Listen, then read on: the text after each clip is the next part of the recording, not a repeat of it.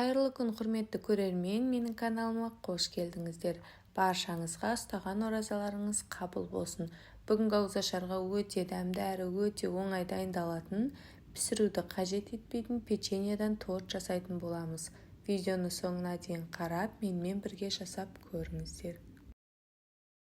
Ол үшін ең алдымен сметанамызды салып аламыз. Сметана кез келген түрін қолдана берсеңіздер болады. Және де осы сметананың үстінен вареный сгущенкамызды саламыз. Вареный сгущенкамен әрдайым деп немесе любовинка қолданамын. Дәмі де өте жақсы және де кез келген пирог түріне жақсы үйлесе кетеді. Содан соң бір бананды ашып, жақсылап майдалап турап аламыз. Қыздар, менің видеоларым ұнап жатса әрі пайдалы болып жатса, менің каналыма тіркеле отыруды ұмытпаңыздар. Және де маған қолдау беріп, лайк басып, пікір қалдыруды да ұмытпаңыздар.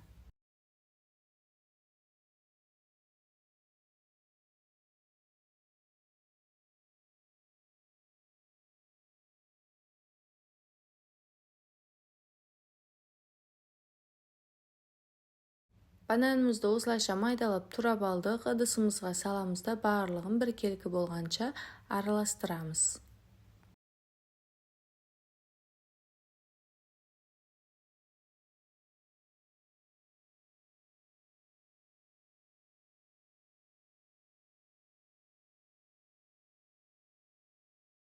Араластырып алғаннан соң үстіне печеньемізді саламыз. Печенье рыбка деп атайды ғой, сол печеньені салсаңыздар өте жақсы үйлеседі. Осылайша салып, барлығын тағы да біркелкі жақсы араласқанша араластырып аламыз. Қыздар, міндетті түрде жасап көріңіздер, өте дәмді болып шығады. Үйде балаларыңызға да ұнайтыны сөзсіз, өте керемет болып шығады. Жасап көрулеріңізге кеңес беремін. Барлық қоспалардың керекті мөлшерін міндетті түрде описание бөлімінде жазып қалдыратын боламын. Дайын болған массамызды осындай формамызды алып және де көлемінде қалауыңызша қоясыз. Ішіне салып, барлығын біркелкетіп орналастырып шығамыз.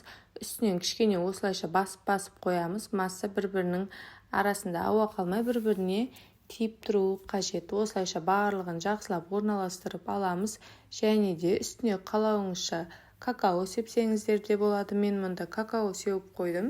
Және де холодильникке кемінде 2-3 сағатқа, егерде уақытыңыз болса, бір түнге қалдырсаңыздар да өте керемет болып шығады.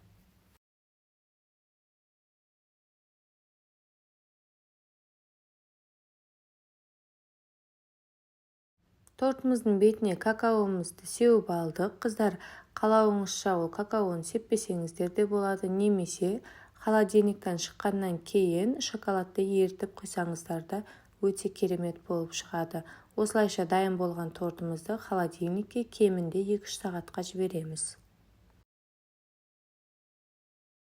Мінекей қыздар, біздің тортымыз дайын болды.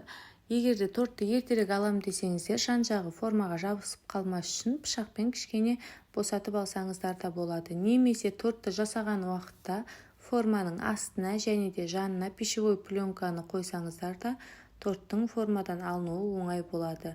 Ал егерде ештеңе қоймай-ақ кемінде мысалы 3-4 сағат немесе бір түнге қойсаңыздар өте жақсы қатып тұратын болады. Мен мұнда кішкене ертерек алғаннан соң жандары онша қатпады.